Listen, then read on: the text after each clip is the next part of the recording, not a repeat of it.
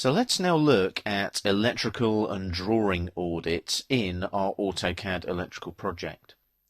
Now the first thing we need to do obviously is add our drawing here, electrical and drawing audit, to our project. So it's a right click, add active drawing. Do you want to apply the project default values? Yes please. Now as usual the following drawings have terminal association values, so we say yes to that. We then right click over the drawing, properties, drawing properties, change our sheet value to 7 like so, so it's sequential. Click on OK. Job done. That all updates. So now that is drawing 7 or sheet 7 in our schematic editing project. So let's have a look now at electrical and drawing audits. The first one we're going to do is a drawing audit. So let's check that out first. We go up to the ribbon and we click on the Reports tab here.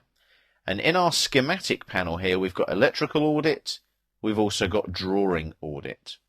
So what we're going to do, we're going to click on drawing audit first, this one here. What are we going to audit? Do we audit the drawing or the project? In this particular instance, all I'm going to audit is the active drawing and click on OK. Then it asks us what it wants to audit, things like wire gaps, bogus wire numbers, zero length wires. Very similar to an audit in vanilla AutoCAD, albeit that we're auditing electrical items specifically. I'll OK that there.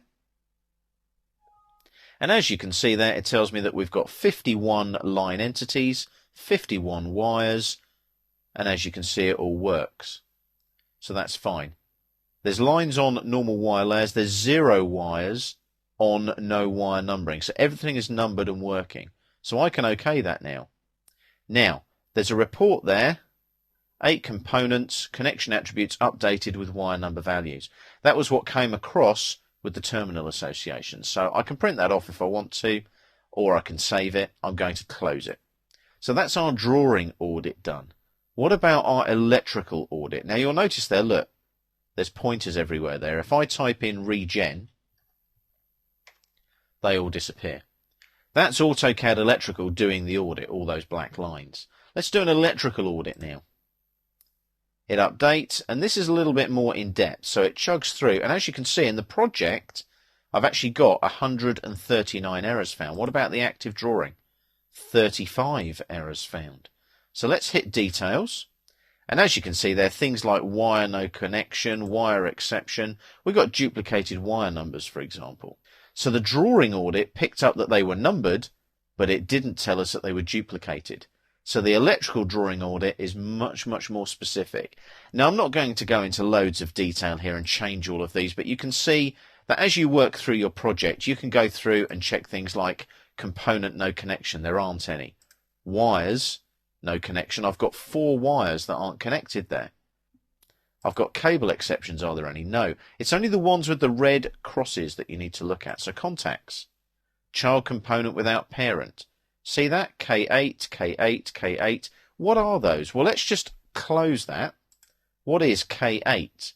Well, if we have a look, there they are there. K, K, and so on.